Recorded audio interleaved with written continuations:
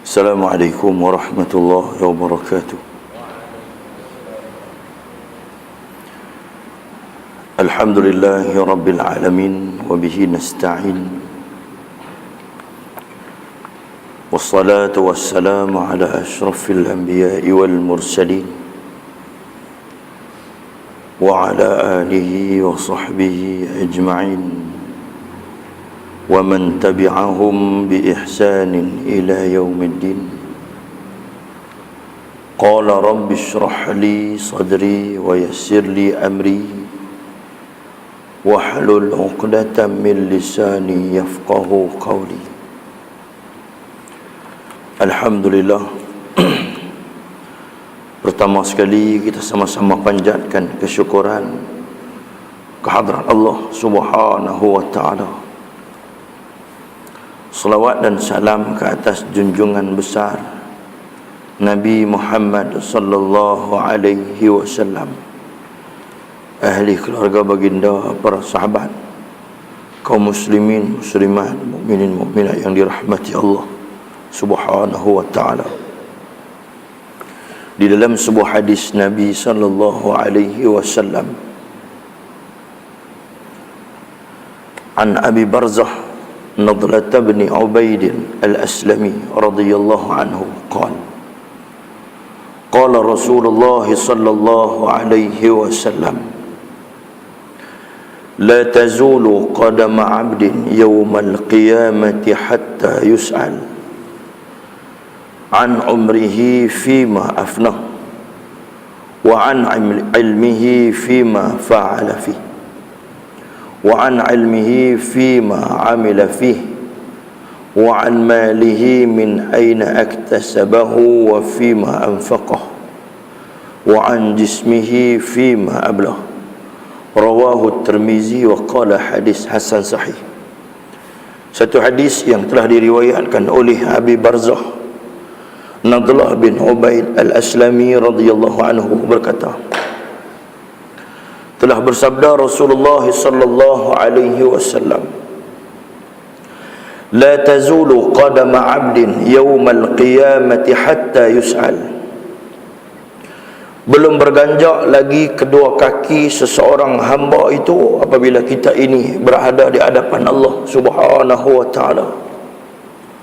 Tuan-tuan, kita semua tidak dapat lari daripada kita ini akan berada di hadapan Allah Subhanahu wa ta'ala. Kita akan berada di hadapan Allah Subhanahu wa ta'ala tiap-tiap seorang. Tiap-tiap seorang. Pada ketika tu tak boleh kita nak tolak siapa dulu, hang dulu, pi dulu, tak boleh.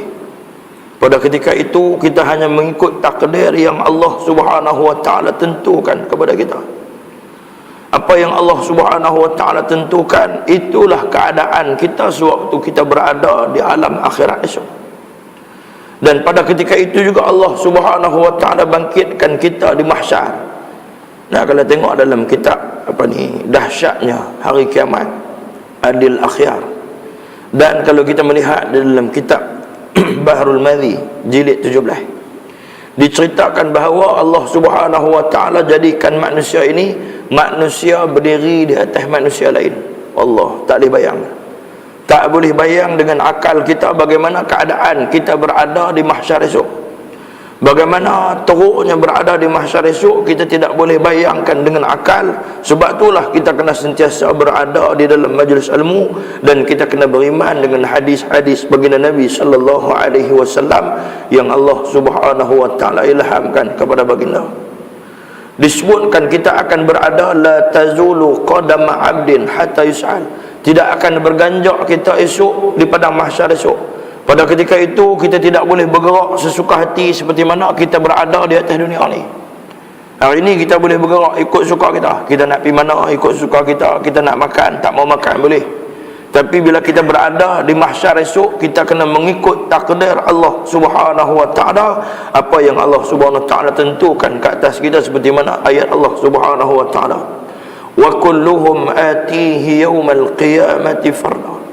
Tiap-tiap daripada kita ini, wa kulluhum atihi yaumal qiyamati farda, kita akan dibangkitkan oleh Allah Subhanahu wa taala dalam keadaan seorang diri, dan kemudiannya kita akan dipersoalkan oleh Allah Subhanahu wa taala juga dalam keadaan seorang diri.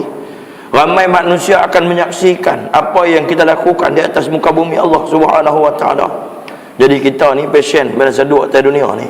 Kita bila duduk atas dunia ni, satu-satu perkara yang kita buat, dia kita kira okey lah, lepas tak main masjid langsung, aku main. Aku main juga selang-seli pun aku main. Aku main juga dalam keadaan yang macam ni. Kita selalu banding-bandingkan dengan orang lain. Tapi di padang mahsyar esok, siapa pun dia tidak akan bandingkan diri dia dengan orang lain, sebab pada ketika itu disebut sebagai yaumul musailah, yaumul haqqah, yaumul huzn.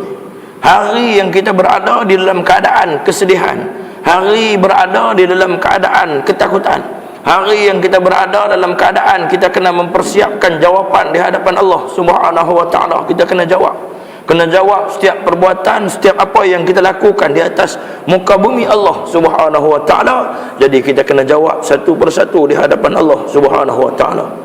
Nah, hadis ni dia berkaitan dengan 4 pertanyaan yang mesti kita jawab. Kok mana pun kita kena jawab, dan pada ketika itu kita tidak ada upaya untuk berbohong dengan jawapan yang akan kita jawab kepada Allah Subhanahu wa taala.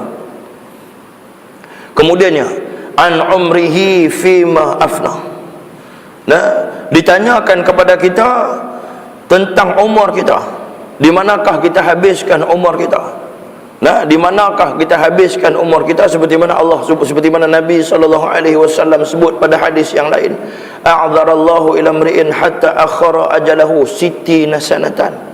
Nabi SAW menyebut dalam sebuah hadis, Nabi kata Allah Subhanahu wa taala panjangkan umur kita sampai 60 tahun contohnya.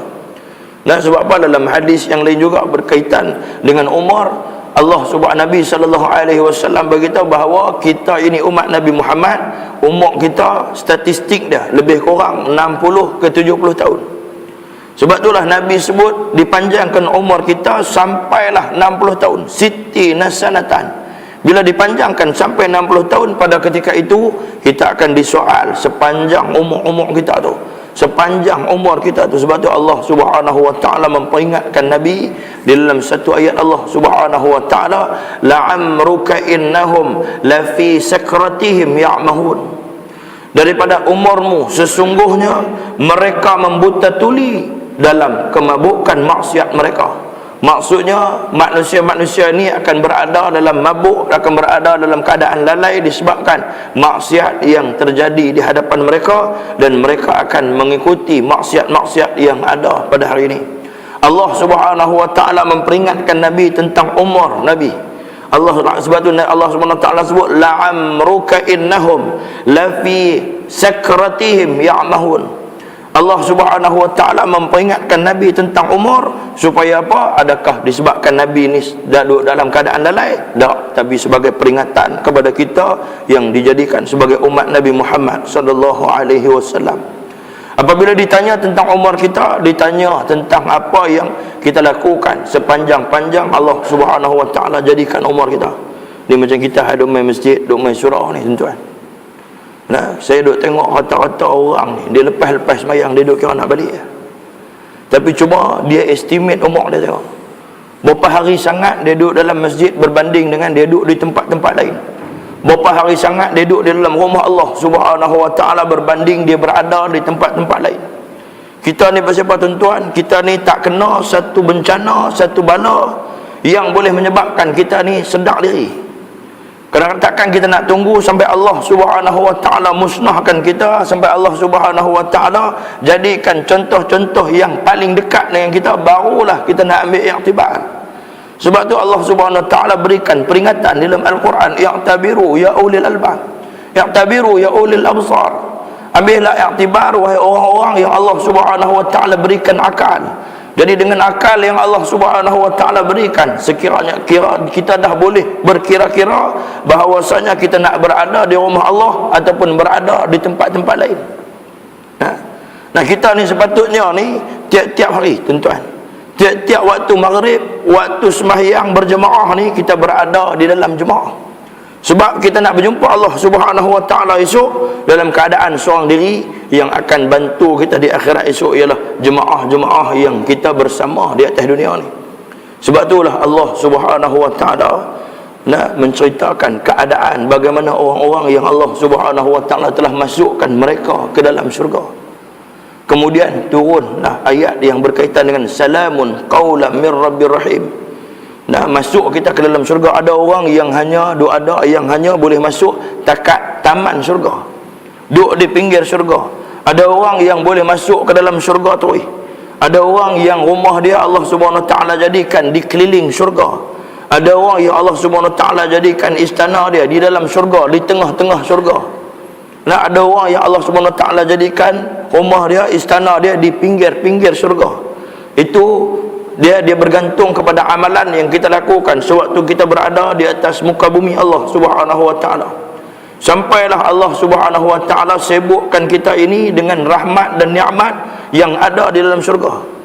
Nah, syughulin fakihun hum wa azwajuhum fi zilalin 'alal araiki muttaqiun. Kita ini yang masuk ke dalam syurga, kita sebut kita ni sebab kita harap kita nak masuk syurga. Kita ini yang Allah Subhanahu wa taala takdirkan boleh masuk ke dalam syurga. Pada ketika itu kita disibukkan oleh Allah Subhanahu wa taala dengan nikmat-nikmat yang ada di dalam syurga. Kita duduk balik dengan bini apa semua. Ada orang tanya, ustaz, bini ada berapa orang? Dia berani tanya lah, bini dia tak ada. Kan dia tanya, di syurga esok saya boleh dapat banyak bini? Boleh. Kalau begitu tak apa, cancel lah. Saya pun duk teringin nak menikah kat atas dunia ni. Hanya dia takut bini dia. Kan? Jadi dia berani sembang hak syurga tu. Dia tahu dah, kata bini dia pun tak boleh buat apa dah. Kan? Nah, jadi bila sampai di sana esok, Allah Subhanahu wa taala sibukkan kita dengan isteri kita. Dan kalau sekiranya isteri yang ditakdirkan di atas dunia ini baik, kita pun baik, sama-sama boleh masuk ke dalam syurga. Dan duduklah kita ni di bawah payung yang Allah Subhanahu wa taala jadikan disebut sebagai zilalin, dan yang Allah Subhanahu wa taala sebut sebagai payung yang luas dia perjalanan setahun. Nah, kalau kita berjalan di bawah payung, hak kita ya, hak kita saja. Hak Haji Man satu, hak Izzat satu payung, saya satu payung. Kan duduk dalam bawah satu payung tu. Kemudian Allah Subhanahu wa taala sibukkan kita dengan duk makan buah. Oh, dia kita rugi duk atas dunia boleh makan burger, chicken chop apa, takkan pergi syurga makan buah ya. Tak sama, tuan-tuan. Lazatnya makanan di dalam syurga ni 99 kali ganda makanan yang ada atas muka bumi ni. Nah, baru ni kami makan nasi biryani di Kelantan. Dia kata, puak ni pergi misi bantuan, kami makan nasi biryani. Saya dia ada cerita yang tu last dah. Yang tu cerita last. Lagi cerita awal kita cerita macam mana keadaan di sana. Tak sama, tuan-tuan. Kita tengok dalam TV, tuan-tuan duk tengok tu, tuan-tuan kena pembohong hari-hari kena bohong. Sejak daripada berlaku banjir tu, pembohong cerita dalam TV. Nah, cerita dalam TV ni pembohong. Yang benar ni pada saat saya cerita ni semua benar belaka. Tak cerita lagi. Tuan-tuan dengar. Hak cerita dalam TV tu tak sama apa yang diceritakan, apa yang kita nampak, apa yang kita pergi tengok sendiri. Macam begitulah juga keadaan di mahsyar. Kita boleh baca hadis, kita boleh dengar cerita orang, tapi kalau sekiranya siapa yang baca hadis, siapa yang dengar hadis, dia boleh gambarkan betapa teruknya, dia kena rasakan betapa teruknya, dia kena bayangkan berapa kali ganda teruk yang Allah Subhanahu wa taala jadikan di akhirat. Begitulah juga nikmat. Kalau hari ini nikmat dia rasa cukup selesa, cukup seronok dengan nikmat yang Allah Subhanahu wa taala berikan. Bayangkan nikmat 99 kali ganda seronok yang ada di atas muka bumi Allah Subhanahu wa taala, lebih seronok lagi. Macam mana nikmat, minta maaf lah kita sebut, nikmat jimat. Semua berkat seronok lah. Kalau tanya ayam, jimat pun ayam pun seronok. Kan tanya menatang pun seronok jimat ni. Tapi Allah Subhanahu wa taala jadikan dalam syurga esok ni 100 kali ganda seronok. Ni jimat esok ni dalam syurga 100 kali ganda seronok lagi daripada kita duduk atas muka bumi Allah Subhanahu wa taala. Nah, Tuan-tuan muslimin muslimat yang dirahmati Allah Subhanahu wa taala, apabila ditanyakan tentang umur kita, kita tak mampu jawab sebab kita habiskan sisa-sisa umur kita dengan perkara-perkara yang tidak bermanfaat. Wa an ilmihi fima fa'ala fi, ataupun fima amila fi. Nak ditanyakan pula tentang ilmu kita, Allah Subhanahu wa taala anugerahkan ilmu. Hak ni bertepatan kepada orang yang Allah Subhanahu wa taala berikan ilmu agama. Nah, ilmu agama ni, kita ni yang Allah Subhanahu wa taala berikan ilmu, kemudian berikan tugas, berikan amanah yang besar. Contoh, saya ambil contoh tuan-tuan, kita tengok Datuk Ishaq Bahrom. Nah, Datuk Ishaq Bahrom, almarhum Datuk Ishaq Bahrom, apabila Malaysia ni masuk pertandingan Ratu Cantik, dia satu-satunya orang yang bangkit, bukan lawan. Orang bila dengar bangkit ni, bangkit lawan kerajaan. Awak kerajaan ni sampai kita tak boleh lawan kah? Sedangkan mereka ni lawan Tuhan, mereka lawan Allah Subhanahu wa taala. Siapa mereka di hadapan Allah Subhanahu wa taala? Sekiranya kita lawan mereka hari ni, semua orang benci kita, siapa pun tak suka kita, polis tak suka kita, apa semua tak suka kita, masyarakat tak suka kita, adik-beradik kita benci tengok kita, tapi kita disayangi oleh Allah Subhanahu wa taala di akhirat. Tuan-tuan, kita yakin bahawa Allah Subhanahu wa taala akan membela orang-orang yang membela agama Allah Subhanahu wa taala. Satu-satunya ni Datuk Ishaq Bahrom ni, dia sampai dihalang, dia halang benda mungkar. Akhirnya dia dihalang daripada masuk masjid, mengajar di masjid. Ni di Shah Alam tak boleh mengajar tafsir. Bukan dia ajak orang cara berjalan kewang, dia ajak orang, ajak kita tafsir, ajak orang kenal Allah, ajak orang kenal Tuhan, ajak orang kembali kepada jalan Allah Subhanahu wa taala. Tapi pada ketika itu dia digam, diharamkan daripada mengajar. Tuan-tuan, bagi ulama tak ada masalah. Bagi orang yang nak buat kebaikan, sekiranya dia dihalang, sebenarnya dia sudah sampai masa dia untuk berehat. Sudah sampai masa dia untuk dia berehat. Macam mana kata-kata Syekh Qutub. Syekh Qutub ni, apabila kerajaan yang ada ni pada ketika tu ugut nak tangkap dia, dia kata tangkap aku dan nak penjarakan dia. Dia kata kalau sekiranya hampa penjarakan aku, dia kata sampailah masa, dia kata aku berehat, dia kata aku berehatlah penjara. Dan sekiranya kalau hampa seksa aku, dia kata sesungguhnya itulah kafarah ke atasku untuk menyucikan segala dosa aku. Jadi aku tak gaduh cuci dosa aku, hampa tolong cuci dosa aku dengan hampa ni menghukum aku, sebat aku, rotan aku. Dia kata tak ada masalah. Dan kalau sekiranya hampa buang daerah, dia kata sampailah masa, dia kata aku melancong. Dia kata aku nak pergi melancong bukan senang, tetapi buang daerah. Saya kalau pernah buang daerah, minta pergi London lah, nak pergi tak ada duit, pergi duduk kat London setahun, lepas tu buang daerah pula, duduk di Mekah pun tak apa kan, duduk di tempat-tempat tu kan. Nah, kemudiannya dia kata kalau sekiranya aku dibunuh, mereka ambil keputusan untuk membunuh aku, dia kata sampailah masa, dia kata aku bertemu dengan penciptaku. Itulah kata-kata pejuang. Kata-kata sepatutnya kata-kata bukan kata-kata dia saja, patutnya kata-kata tu berada di dalam setiap hati-hati kita, setiap hati umat Islam. Sebab tu hari ini tuan-tuan, kita tidak hidup dengan roh Islam, kita tidak hidup dengan cara hidup Islam. Tuan-tuan tengok anak-anak remaja kita. Nah, anak-anak remaja kita boleh duduk peluk pelakon Korea, penyanyi Korea ni. Nah, apa tindakan kita, apa kata-kata kita, apa cara kita nak tunjuk kata kita tak setuju dengan benda yang dibuat ni. Apa kata-kata pemimpin yang mengaku kata mereka ini adalah pemimpin Islam. Apa kata-kata imam-imam, apa kata-kata para ulama, apa kata-kata orang-orang yang bijak pandai yang Allah Subhanahu wa taala berikan ilmu kepada mereka. Apa kata-kata JKK ni, dia ingat tugas dia ni bagi duit saja kah? Tugas dia ni selenggara duit saja kah? Dia pun akan ditanya oleh Allah Subhanahu wa taala di akhirat, sebab apa dia ni ketua kampung. Kan? Nah, dia akan ditanya oleh Allah Subhanahu wa taala. Nah, begitulah juga tuan-tuan yang terbaru ni.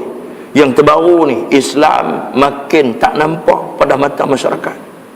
Nah, boleh duduk tak duduk kita ni, boleh yang orang Islam, seorang wanita Islam yang dia mengaku dia Islam walaupun kenin dia belain sikit pada kita kan, dia mengaku kata dia Islam, dia buat kenin apa mana tahu kan, dia pergi duk buat pula nak ambil undang-undang, nak tibai, nak undang-undang kalau sekiranya kita ni pukul anak kita.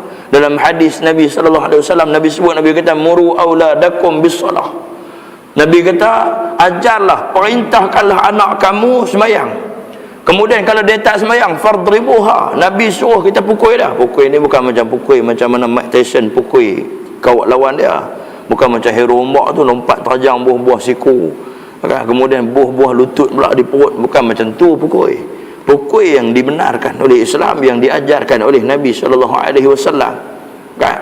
Nah, bila dengar macam tu, mereka nak buat satu undang-undang.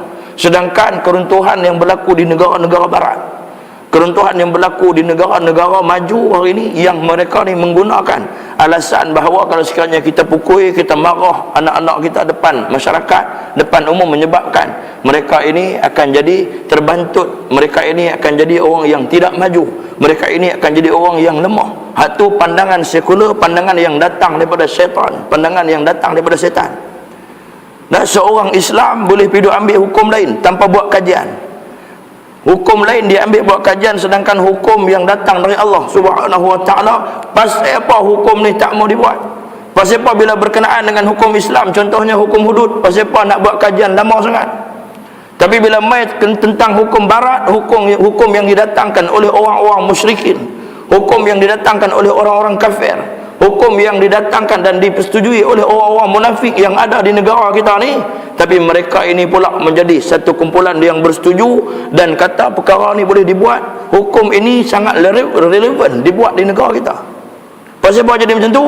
Sebab dia mereka ini tidak betul-betul mengikut agama Allah Subhanahu Wa Taala, tidak ada ruh Islam di dalam diri mereka. Sebab itulah Nabi SAW sebut, kita duk sangka hari ni kita dengan cukup sekadar dengan ni kita mengaji, kita semayang, kita puasa, zakat, haji, umrah. Sebab tu di akhir zaman ni tuan-tuan, orang berlumba-lumba hari ni. Berlumba-lumba duk kira Nabi umrah ya, tiap-tiap tahun pergi umrah, tiap-tiap tahun pergi umrah.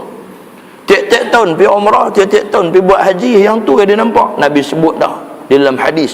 Nabi kata orang akan berlumba-lumba di akhir zaman pergi haji, pergi umrah. Sebab apa? Dia nak balik, dia nak menceritakan berapa kali dah pergi haji. Dia tahan berapa kali pergi haji? Dia tahan aku 16. Dia tahan aku 23. Oh, dia pun sengak 23 tahun. Kan? Jumpa pula 3 tahun, tanya pula hak kawan hak 16 tadi ni. Yang ni kawan 23 tadi, tanya dia, hang pergi haji berapa tahun? Aku pergi 30 kali dah. Bila masa hang potong sampai cepat kat ni, setahun 2 kali aku pergi haji. Tu punya nak habaq kata dia tiap-tiap tahun pergi haji. Tuan-tuan, bukan kekerapan pergi haji ni menyebabkan kita ni boleh masuk syurga. Dalam hadis yang panjang Nabi sebut, Nabi kata taji'ul a'mal yaumul qiyamah. Esok ni kita akan datang di hari akhirat esok, kan, akan didatangkan semua amalan yang kita buat di atas muka bumi hari ni. Semua amalan kita ni akan datang, dan kemudian semua amalan ini akan bercakap dengan Allah Subhanahu Wa Taala. Ni waktu kita berdiri, kita diadili oleh Allah Subhanahu Wa Taala dan ditanya macam-macam pertanyaan ni. Antaranya amalan-amalan kita ditukar dalam bentuk zat, dan amalan kita boleh bercakap dengan Allah. Ya Rab ana salah, ya Rab ana siyam, ya Rab ana sadaqah.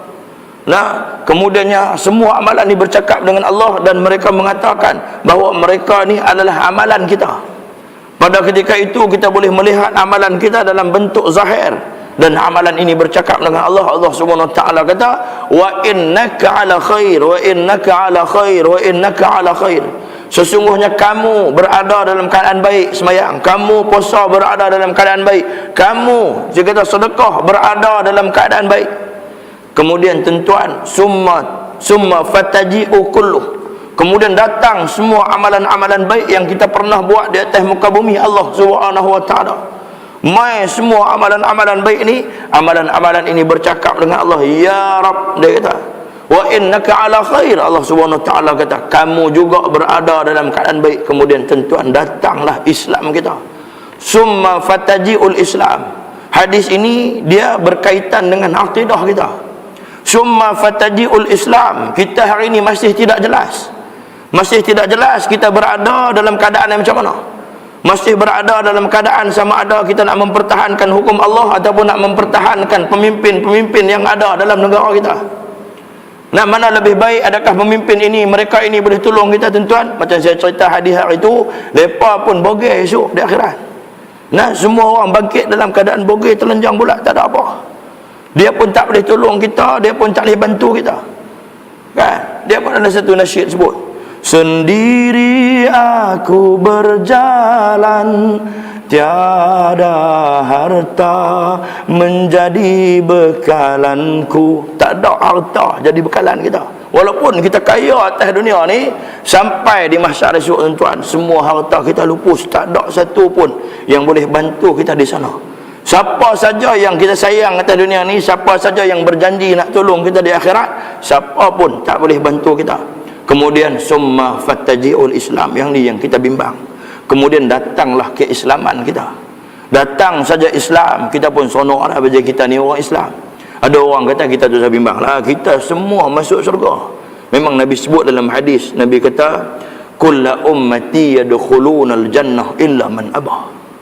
Nabi kata setiap daripada umatku, Nabi kata akan masuk syurga, akan. Nabi kata kullu ummati yadkhuluna al-jannah. Nabi tak kata kullu ummati dakhala al-jannah. Nabi kata setiap umatku, Nabi kata akan masuk syurga. Yadkhuluna al-jannah illa man aba, kecuali orang yang tak mau masuk syurga. Siapa yang tak mau masuk syurga? Mereka ini duk taraddud dengan hukum Allah. Mereka ini masih dalam keadaan dipanggil dalam keadaan duk antara tengah-tengah. Sama ada nak guna hukum Tuhan ataupun sama ada mereka ini nak menggunakan hukum manusia. Wa ma kana lil mu'minin wala mu'minatin idza qadallahu wa rasuluhu amran ay yakuna lahumul khiyaratu min amrihim. Pada ayat tu Allah Subhanahu wa taala kata amran ay yakuna lahumul khiyaratu min amrihim. Kita duk bandingkan di antara hukum yang dibuat oleh manusia dengan hukum yang dibuat oleh Allah Subhanahu wa taala. Dan pada ketika itu kita memilih untuk mengambil hukum manusia, sebab kita rasa hukum manusia mestilah dibuat oleh manusia. Hukum manusia dibuat oleh manusia sesuai dengan manusia. Itu pada pandangan kita yang kononnya kita ini orang yang profesional, orang yang cerdik. Tapi sebenarnya tuan-tuan, akal kita ni kecil aja. Akal kita ni kecil aja. Kalau tengok tang satu sudut ni tuan-tuan, pasal apa kita ni bila kita kentut, pasal apa kita kena PMS sembahyang? Pasal apa? Kan kentut bukan ada keluar apa pun, angin bau saja. Patutnya pergi basuh punggung, apa sebab ada pergi basuh muka, basuh tangan, basuh kaki. Kita tak boleh fikir dah. Kita tak boleh fikir dah. Kan? Kita buat kajian pasal mata ni. Buat kajian pasal mata, dalam mata ada apa? Masuk retina dah. Kemudian saraf apa semua ni. Kan? Daripada mana mainnya kita boleh nampak. Kita tak boleh fikir. Kita tak boleh fikir. Kan? Kita tak boleh fikir. Macam sistem tubuh kita ni. Sistem tubuh kita ni mesti ada satu alat yang menggerakkan sistem tubuh kita. Tapi ada juga orang yang jantung dia berhenti tapi tak mati. Tak mati. Ada orang yang mati tapi jantung dia masih hidup bergerak. Kan? Tapi dia telah mati. Dia dah mati dah. Contoh orang yang ada jin. Jin duduk dalam tubuh dia, dia mati lama dah. Mati sebulan dah. Jin duduk dalam tubuh. Tubuh boleh bergerak. Bila tubuh boleh bergerak, bila duduk tengok pasal apa duduk hidup lagi, rupanya jin ada dalam tubuh dia. Saka ataupun dipanggil hantu raya. Hantu raya ada dalam tubuh masih boleh bergerak.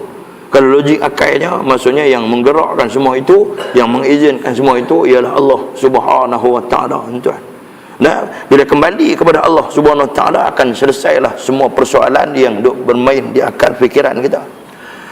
Dan kemudiannya hatta yus'al an umrihi fima afnah wa an ilmihi fima fahada fi wa an malihi min aina aktasabahu wa fima anfaqah, dan akan ditanya berkaitan dengan harta yang kita dapatkan daripada mana. Harta kita ni main mana, Allah Subhanahu wa taala akan persoal kita sesuatu, tuan. Nah, kadang-kadang kita dengar hadis ni banyak kali dah, kita pun bisa dengar di tempat lain. Tapi sebenarnya kita ni manusia yang lalai, yang lupa daripada peringatan Allah Subhanahu wa taala. Macam mana kaum Samud. Kaum Samud ini Allah Subhanahu wa taala telah peringatkan mereka. Panggil Nabi Saleh, bagi tahu dekat Nabi Saleh bagaimana Allah Subhanahu wa taala musnahkan kaum Ad. Jadi Nabi Saleh ni dia cerita dah dekat kaum Samud.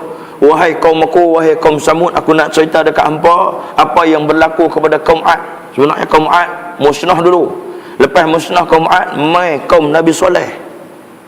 Hud, Saleh. Mai kaum Nabi Saleh ni, Nabi Saleh cerita dekat mereka, hampa jangan buat macam ni. Hampa tak tahu tak kaum Ad ini Allah Subhanahu wa taala musnahkan mereka. Mula Allah hantar angin sejuk. Angin sejuk syok lepas ni 8 hari. 8 hari hantar angin sejuk. Kan? 15 darjah Celsius sampai 0 darjah Celsius. Syok sejuk, tarikkan selimut, tarik tutup besar. Selimut sonok yang main musim sejuk. Dia kata dia tak mau pergi mana, dia kata lah musim mengawan nak duduk di rumah. Tak mau pergi mana dia tak. Tapi tuan-tuan, lepas 8 hari Allah Subhanahu wa taala hantar angin kuat, musnah kaum Ad, hancur lebok kaum Ad. Jadi kaum Ad ini diambil cerita mereka, diceritakan oleh Nabi Soleh. Nabi Soleh cerita dah, baru berapa generasi dekat saja. Hud, Soleh, kan Adam, Idris, Nuh, Hud, Soleh.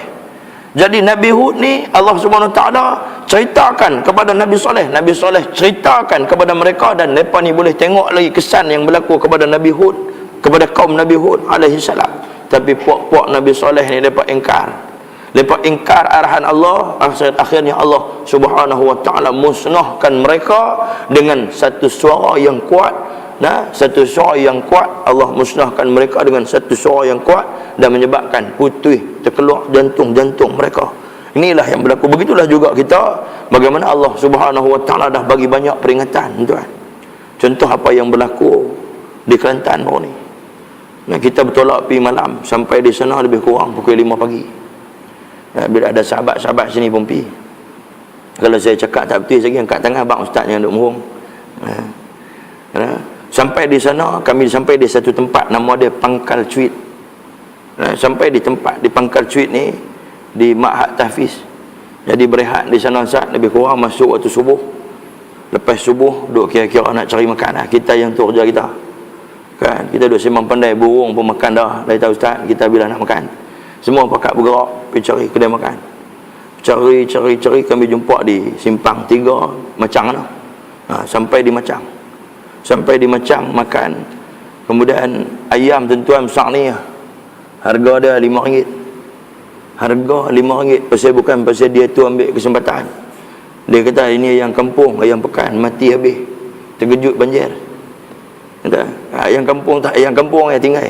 Ayam kampung ni dia ketahanan badan dia lain sikit banding ayam bandar. Kita ni macam ayam bandar je. Sebab tu pergi tengok di Kelantan tu, nak cuci, tolong cuci pun tak mampu. Ni tebal-tebal ni tuan-tuan. Lanyau dia panggil apa, tambok ni, tebal-tebal ni. Kan kesan daripada banjir tu. Kan lepas daripada tu kita bergerak daripada situ, kita masuk ke satu kawasan nama dia Temangan. Masuk ke Temangan tu kita dah mula tengok dah kesan-kesan banjir. Ayam tinggi 20 meter, 10 meter, 20 meter, dia ada takat dia. 10 meter, 20 meter, 30 meter, hapui. Ayam pula bukan ayam yang duduk sengap macam duduk dalam gelas ni, macam duduk dalam botol ni. Ayam dia ayam yang bergerak. Ayam yang bergerak, sebab tu dia musnahkan rumah, musnahkan binatang, musnahkan makhluk-makhluk lain. Dan pada masa tu kami masuk lagi sampai ke satu wilayah nama dia Kerala. Kerala India. Kerala. Masuk sampai di Kerala tu, jumpa dengan lori KPJ, dia ada duk buat bantuan apa semua. Kami masuk lagi dalam lagi. Kita masuk ke kawasan dalam lagi, tuan-tuan. Allahu Akbar. Hak mana yang diceritakan dalam TV tu, kita gambarkan tu sikit dah.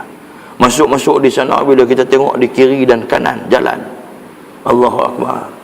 Tapi hebatnya mereka ni tuan-tuan, mereka tak mungkin kalau jadi kat kita, perasaan tak tahu. Perasaan dia cincang kawan dulu, dia sembelih kawan badan besar sekali, dia tadi ni kita sembelih buang, kita campur dengan rayah pisang, kita buat gulai. Tak ada makan.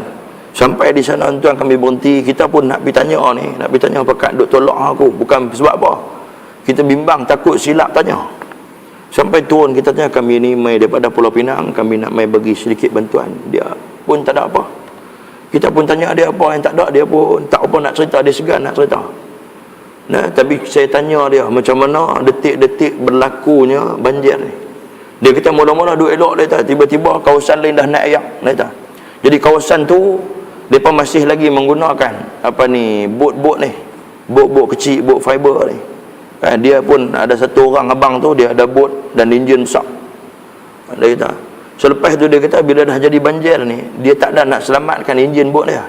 Dan dia kata kalau enjin bot ada pun, dia kata minyak akan habis. Dia kata bila dah enjin bot ni tak ada, tahu dia selamatkan orang-orang di kawasan tu naik atas bukit sebelah kiri, bukit yang kita berdiri tu, bukit sebelah kiri tu. Bukit sebelah kiri tu. Jadi dia sangka, dia kata takkanlah air nak naik sampai paras tu. Jadi bila dah air naik, dia terpaksa pindah daripada situ, nak pergi ke kawasan lain tak boleh dah. Kenderaan lain tak boleh naik dah. Kenderaan tak boleh mai, tak boleh naik dah. Yang ada bot pada masa tu, jadi dia duduk kayuh ni, 2 orang mereka kayuh selamatkan orang di kawasan tu. Di kawasan dipanggil Kuala Hui. Okay. Dia selamatkan kawasan seorang satu keluarga awak naik tak atas sana. Satu keluarga awak naik tak di atas sana. Masa tu elektrik dah mula tak ada lah. Keadaan gelap dengan malam dia. Awak naik seorang awak naik. Kalau enjin bot tu ada pun memang kena tahu dah sebab berat. Jadi mereka duduk di atas bukit tu 4 hari 5 malam. 4 hari 5 malam. Dalam 4 hari 5 malam tu saya tanya dia kata, dia kata abang, saya rasa inilah gambaran hari kiamat, dia kata. Sebab gelap tak ada apa. Gelap dengan anak duk teriak, gelap dengan bini pun duk susah hati, dia gelap dengan mak kita susah hati. Bayangkan tuan-tuan ni. Dalam keadaan gelap kita tak nampak sebab apa? Kita duduk dalam keadaan cerah. Kita duduk dalam keadaan selesa. Jadi bila dia cerita tu, kita ni duk tahan air mata je. Takut geng-geng ni kan kawan ni ambil gambar sekali hero teriak habis lah jam kan. Lepas tu duduk elok je. Masuk pergi, kita pun tanya dia pun bawa masuk ke kawasan dalam. Masuk Allahu Akbar. Tengok satu makcik kan duduk tengah basuh peti air. Peti air dia. Duduk basuh peti air. Saya tanya makcik, bawa makcik ni duduk basuh ni kok boleh guna. Dia kata, saya tengok tu dah malam menitik yang mata kita masuk pergi. Cikgu teriak awal lagi. Kan tak boleh pergi dah. Semua orang pergi bila tengok keadaan macam tu. Bukan kita menangis tu disebabkan kita sesal dengan apa yang jadi pada mereka. Tapi nak abang kata kita ni dalam keadaan yang macam tu, kalau sekiranya berlaku kepada kita, dan ramai di kalangan orang-orang yang ada ni, yang kita hari ni duduk di tempat kita ni, yang rasa biasa saja apa yang berlaku di sana ni, tak ada sensitivity, kita pergi minta bantuan, dia buat tak nampak je. Bila kita pergi di sana, saya bila pergi di sana saya rasa macam nak pergi lagi 10 kali, lagi 12 kali, lagi 30 kali kalau boleh nak pergi tolong. Tapi alhamdulillah kawan-kawan yang pergi sama ni tuan-tuan tak gaduh nak bagi kita ini buat kerja ni, tak payah.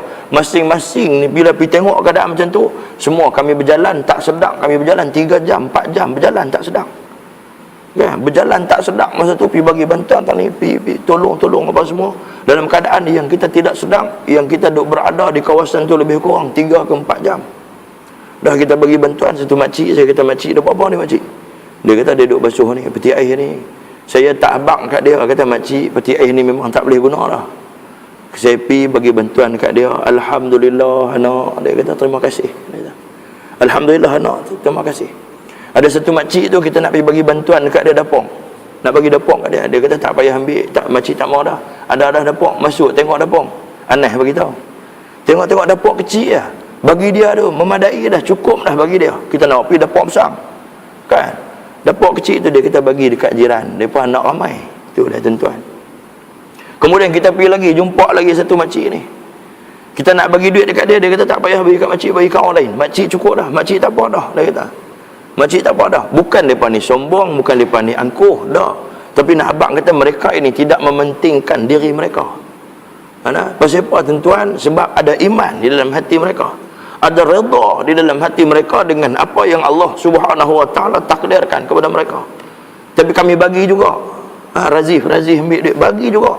Masa tu dia doa ajrakallahu fi ma a'taita. Tuan-tuan tahu makna apa doa tu? Ajrakallahu fi ma a'taita. Mudah-mudahan Allah Subhanahu wa taala ganjarkan, Allah Subhanahu wa taala balas apa yang hangpa bagi kat kami. Allah, satu doa yang cukup besar pada ketika tu. Nah, dia doa untuk kita yang bantu dia. Doa orang yang berada dalam keadaan musibah macam tu, dalam keadaan lemah pada ketika tu, dalam keadaan macam tu, hati dia sangat dekat dengan Allah. Dia doa, Allah Subhanahu wa taala tidak akan tolak doa mereka. Nah, kemudian kita pergi lagi tengok yang ada anak 7, tuan-tuan. Yang duduk ni, duduk di bawah kemah saja. Yang duduk dalam keadaan yang cukup susah. Kita duduk fikir macam mana kita dengar ada bantuan 800 juta. Ada orang kata ada susah bagi bantuan, ada 800 juta masuk. Tak ada, tak nampak pun tuan. Hak 800 juta kata masuk tadi ni, kita tak nampak. Sepanjang kami berada di situ tu, daripada pukul 8.30 ke 9 sampai tengah hari, sampai zuhur, sampai masuk waktu zuhur, tak ada bantuan yang masuk di kawasan tu. Sedangkan di situ ramai orang. Tak ada bantuan. Mana dia bantuan daripada kerajaan pusat? Bukan kita marah apa, ni kita bagi teguran. Ambil nasihat ni dan ambil pengajaran. Apa yang berlaku tu, yang tuduh rakyat Malaysia pasal apa panda boleh tak di tempat elok. Sebab tu lah kena jaga. Pasal apa panda boleh tak tempat elok, pasal apa hukum hak barat nak ambil buat di negara kita, pasal apa rakyat negara sendiri tak dijaga, pasal apa bangsa sendiri tak dijaga, pasal apa bangsa lain, panda tu bangsa lain, pasal apa dia ambil jaga tak di tempat elok, disebab apa? Nak memuaskan hati-hati pemimpin-pemimpin yang ikut taut. Ni kau duk nak marah ni. Geram tu ya. Geram tu ya. Nah, kita masuk pergi tuan-tuan, selepas daripada kawasan tu kita patah balik, kami masuk ke dalam kawasan kampung lagi tuan-tuan. Masa tu detik-detik sedih. Satu rumah mereka duduk berapa keluarga kan, kita pun pergi bagi sumbangan, mula bagi sikit. Tengok-tengok awak ramai sangat. Kita tanya, bila kita tanya, dia kata kami sebenarnya rumah-rumah kot lain musnah, kami duduk satu rumah, kongsi satu rumah. Kita boleh ke tuan-tuan? Nah, kita sepasang suami isteri duduk dalam satu rumah dengan 5 pasang lagi suami isteri yang lain. Kita mesti tak mau. Dia kata abang tak payahlah, tak privasi. Rumah mentua pun tak mau balik lah. Ajak balik rumah mentua pun bini kita berat nak balik. Dia kata tu abang payah balik rumah mentua lagi, adik-adik ipar nak tutup aurat, dia bagi alasan. Kan bayangkan dalam keadaan macam tu tak ada pilihan. Ada orang yang duduk dalam kelambu ya. Ada dalam kelambu, ada satu gambar tu. Dia tangkap duduk dalam kelambu ni, kelambu. Mana tak ada bumbung, rumah tak ada bumbung. Ada satu pakcik tu kami masuk rumah dia, rumah tak ada bumbung. Rumah tak ada bumbung. Kalau nak duduk atas kursi duduk atas halang. Jadi berdiri ya. Nak duduk tak boleh. Nah, kita pergi tengok keadaan yang macam tu, keadaan yang tak diceritakan dalam TV itu tak sama yang apa yang kita lihat dengan mata kita sendiri. Allahu Akbar. Tuan-tuan, ada duit bantu. Kalau ada kelapangan masa, pergilah tengok. Bila pergi tengok, dia boleh bagi satu impak yang besar dalam hati kita, boleh bagi semangat baru dalam hati kita, boleh bagi keinsafan dalam hati kita, boleh bagi satu rasa syukur kita kepada Allah Subhanahu wa ta'ala. Bayangkan budak-budak kecil lari main dekat kami. Pakcik, beg sekolah dah tak pakcik. Anak kita sebelum masuk sekolah 3 dah beg beli, pecah. Ni lari, pakcik ada beg dah pakcik. Kita pun bagi. Bagi lagi, patah balik. Pakcik ada beg tak? Saya nak bagi dekat kakak pula, dekat adik pula. Pakcik ayak ada pakcik. Ada satu makcik tu lalu dia tanya ayak manis ada tak? Ayak manis. Teringin nak minum ayak manis. Tapi dia pun bukan minta main sobu dah. Tapi dia pun minta tu dalam keadaan kalau sekiranya ada, tak apa, tak ada kami redha. Kan? Kami duduk berdiri tu, duduk bagi tu. Kemudian kami keluar daripada kawasan tu, tak boleh duduk lama makin duduk merobak hati ni, kesian. Ya Allah. Kemudian kita keluar daripada kawasan tu pergi ke Sungai Durian. Sungai Durian tu pun tuan-tuan habis, tutup habis. Cuma tinggal kesan-kesan banjir. Kemudian kita masuk sampai last sekali, center yang terakhir kami masuk ke wilayah Dabung. Dabung tempat kereta api tu. Tuan-tuan bayang kereta api besi tu, besi dalam bengkok. Ayak tak kuat. Kita balik cerita ke orang hak mangkang ni, kita cerita kat dia, besi dalam bengkok kereta api. Dia kata ustaz biar betul ayak ni pun. Ni memang aku nak ambil ketua air empas muka hang. Ketua air buat pada apa? Ayam. Memang nak empas muka hang. Ni ayam kereta api boleh bengkok, dalam besi boleh bengkok, boleh musnah. Pasal apa? Ayam dia tinggi daripada flyover, tinggi daripada flat hak dah tepi tu. Tapi hebat mereka, masa kita pergi bagi bantuan, mereka beratok tuan-tuan. Bayangkan kalau keadaan tu berlaku kat kita. Kita lah ni duduk beratok di Penang ni, pergi makan nasi kandang, beratok nak dapat nasi kandang. Tu pun tengok muka kadang-kadang kesian juga. Lama angkat berdiri lepak nasi kandang teruk meleleh elok. Ni beratok muka sedih ni. Beratok dalam keadaan muka sedih. Kemudian kata dah kita bagi-bagi barang tu tak cukup. Dia ni mesti punya dia terasa hati. Ni kami bawa duit ni bahasa silap lah. Tak balas duit banyak-banyak betul. Tak kutip betul-betul banyak. 10,000 tak sampai sehari habis. 10,000 duk bagi ni tak sedap. Tak sedap bukan seorang 1,000 bagi. Seorang berapa je, tapi ramainya orang yang memerlukan. Mereka pun tak main, tak minta duit kat kita. Nah, kita berikan pelekat satu, terima kasih bang. Bagi terima kasih. Kita ni Allah, duk beralih ya. Ada yang nak cium tangan ni, kita jangan. Sebab apa? Pada ketika tu selaikan pelekat cukup besar. Pada ketika tu selaikan selimut cukup besar. Hari ni Allah Subhanahu wa ta'ala bagi semua benda ni kat kita bukan sebab kita bagui, bukan sebab dia sayang kita, tapi memang sifat rahmat Allah Subhanahu wa ta'ala. Dengan sifat rahmat Allah Subhanahu wa ta'ala ni, kita jangan jadikan jalan untuk bersenang-senang, kita melupakan Allah. Balik nasihat jiran-jiran hak tak puasa nak main masjid, tak puasa nak main sembah Allah. Kami semayang di Masjid Dabung petang tu. Tuan-tuan, saya rasa itulah antara semayang yang baik, antara doa yang rasa di hati. Waktu semayang ni cuma segan nak pakai tu, sebab kawasan tu berdebu ni, kawasan berdebu. Kami masuk dalam kawasan kampung tu, budak-budak yang ada ni tanya, ada barang tak? Ada barang tak? Tanya, ada barang tak? Sebab mereka ni memang perlu pada ketika tu. Mereka dah duduk di satu wilayah yang jauh, kemudiannya mereka memerlukan bantuan. Tapi tuan-tuan, kalau sekiranya mereka ini dizalimi oleh pemimpin, Allah Subhanahu wa taala sebut, wala tahsabannallaha ghafilan amma ya'malu zalimun. Saya bimbang kalau sekiranya mereka ini angkat tangan berdoa kepada Allah Subhanahu wa taala, Allah Subhanahu wa taala akan bala sekali lagi Malaysia. Allah akan bala kita semua, akan pakat-pakat rasa. Kalau sekiranya orang buat tak tahu dengan apa yang berlaku hari ini kepada sahabat-sahabat sesama Islam. Sebab tu Nabi sallallahu alaihi wasallam sebut, Nabi kata al-mu'minina wal mu'minat kal bunyan yashuddu ba'dhum ba'dan.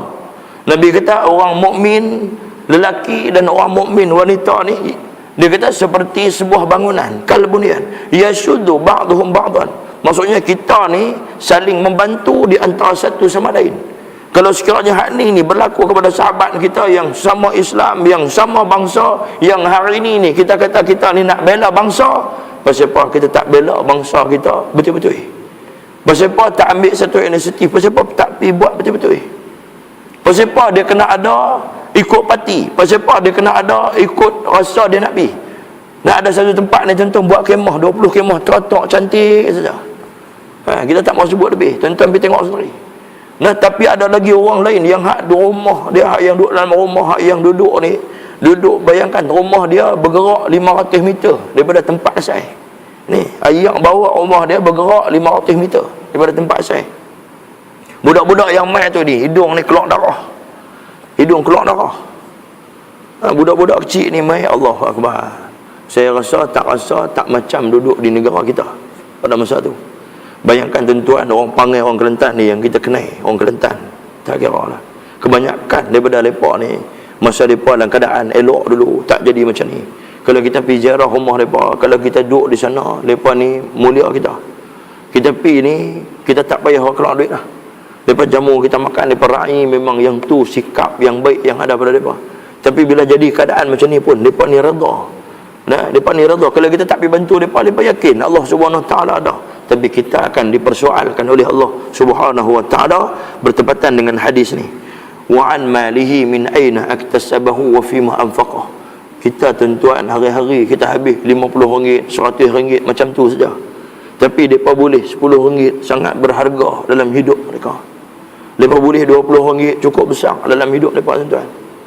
Nah, kita bayangkan kalau kita ada anak kecil dengan zaman hari ni, zaman yang kita dah berada dalam keadaan selesa, tak pakai lampin lah. Tak pakai lampin, dan ni semua pakai pampers. Nah, bayangkan anak kita pergi sekolah dengan bawa duit RM10, RM5, RM10. Bawa pergi senang, anak kita nak makan.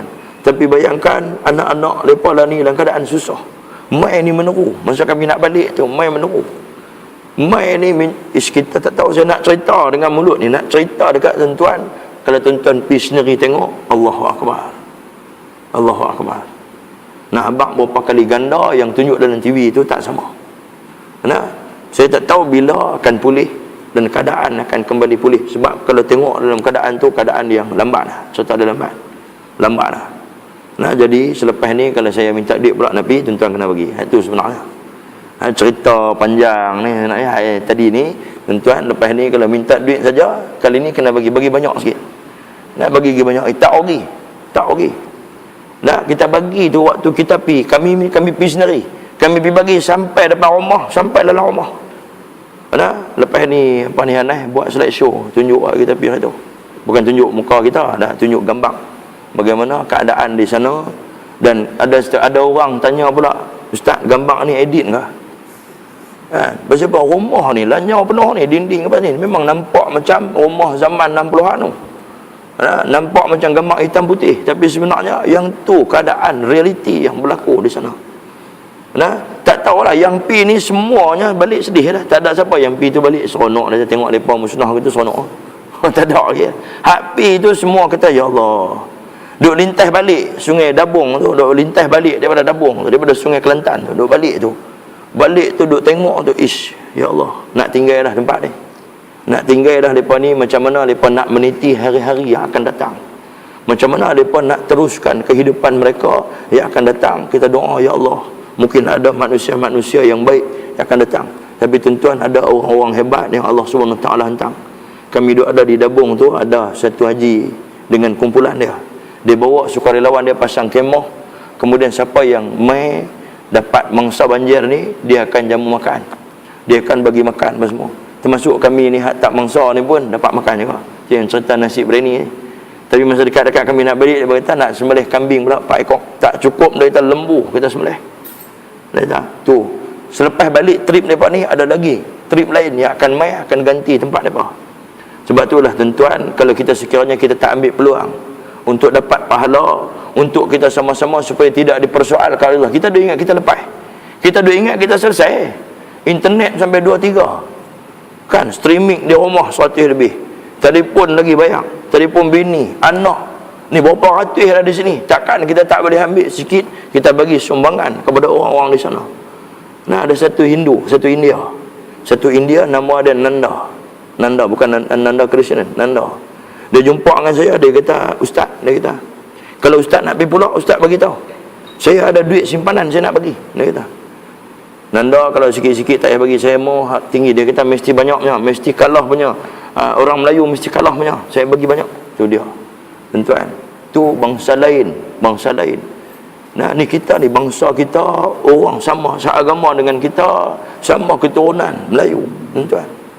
Nah, lepas ni tuan-tuan, kalau sekiranya ada orang nak minta bantuan, kita tu saya bimbang, rezeki Allah SWT akan gandakan.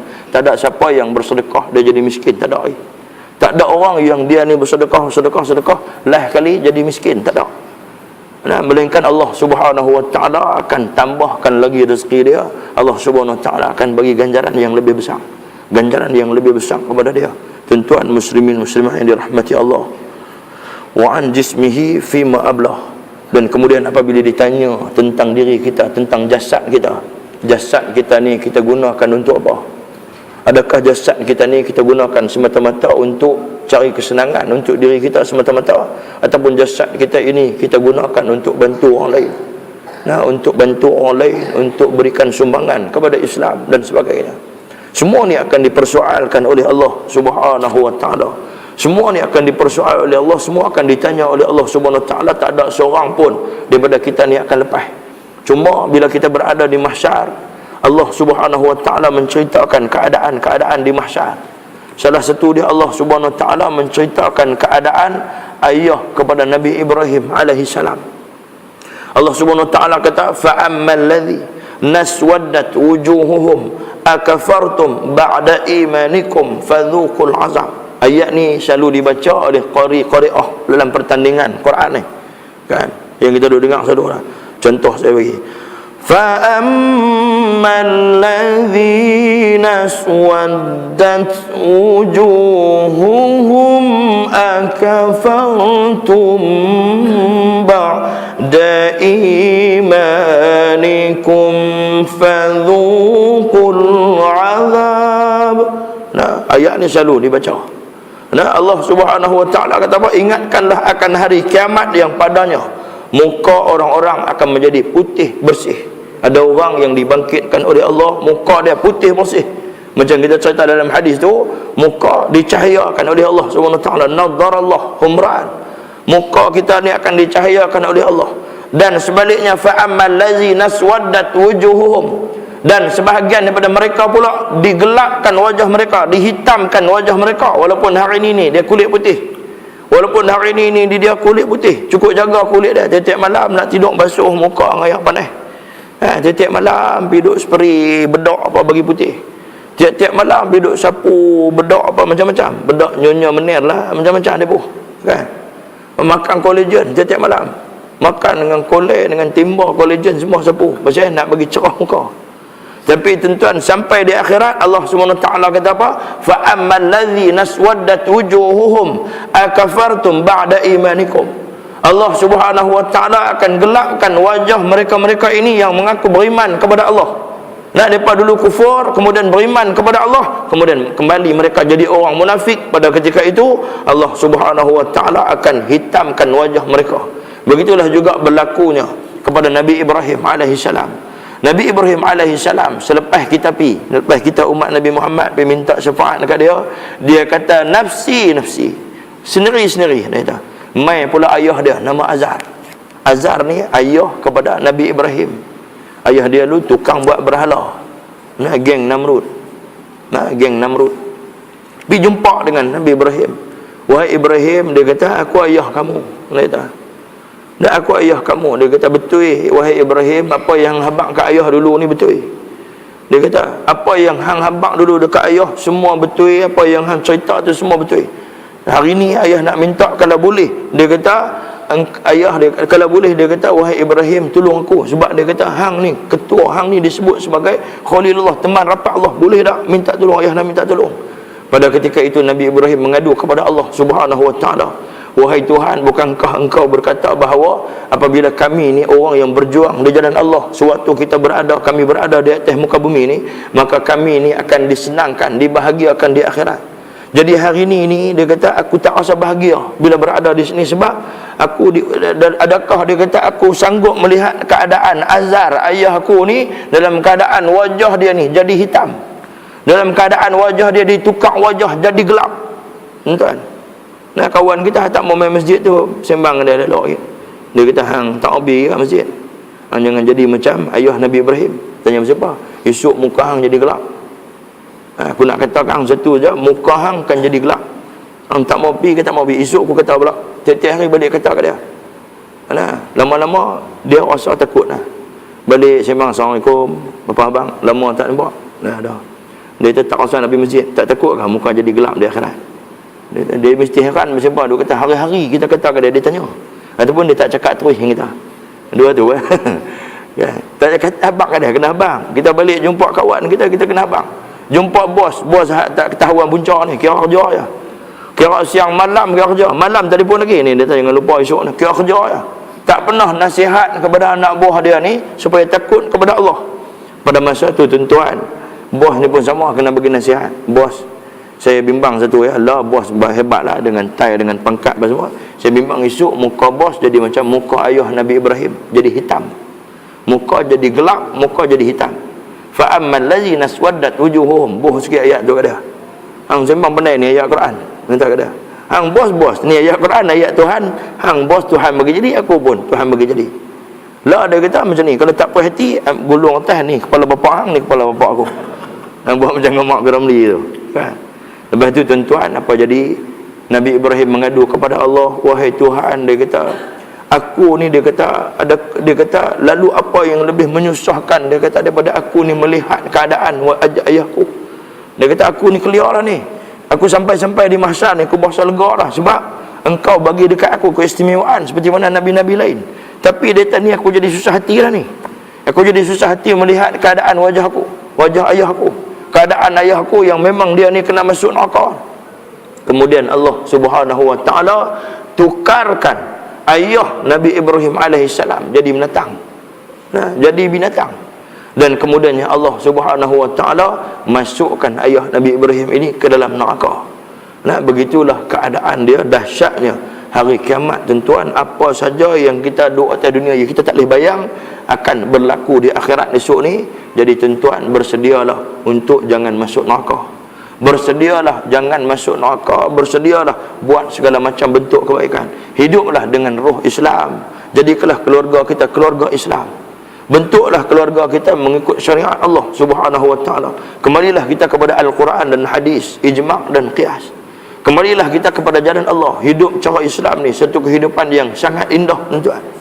Hiduplah cara agama Allah Subhanahu wa taala. Biarlah kita nampak leceh, biarlah kita nampak macam jumud, biarlah kita nampak macam satu golongan yang tidak maju, tapi pada di sisi Allah Subhanahu wa taala kitalah manusia-manusia yang akan menghuni masa depan dengan cemerlang. Tuan-tuan muslimin muslimah yang dirahmati Allah Subhanahu wa taala, kita boleh ambil pengajaran apa yang diceritakan di dalam kitab Al-Majma'. Al-Majma' yang diceritakan tentang kisah ayah kepada Nabi Ibrahim, jadikan sebagai motivasi kepada kita supaya kita boleh bentuk ahli keluarga kita, dan kita berazam supaya anak-anak kita, generasi kita tak akan dihitamkan wajah mereka esok di akhirat. Yang saya rasa sekarang itu insya-Allah kita sambung pada masa yang lain. Sekian, billahi taufiq wal hidayah. Assalamualaikum warahmatullahi wabarakatuh. A'udzu billahi minasyaitonir rajim. Bismillahirrahmanirrahim. Allahumma faqihna fid din wa 'allimna bit-ta'wil waj'alna min 'ibadikas salihin. Walhamdulillahi rabbil alamin. Taqabbalallahu minkum.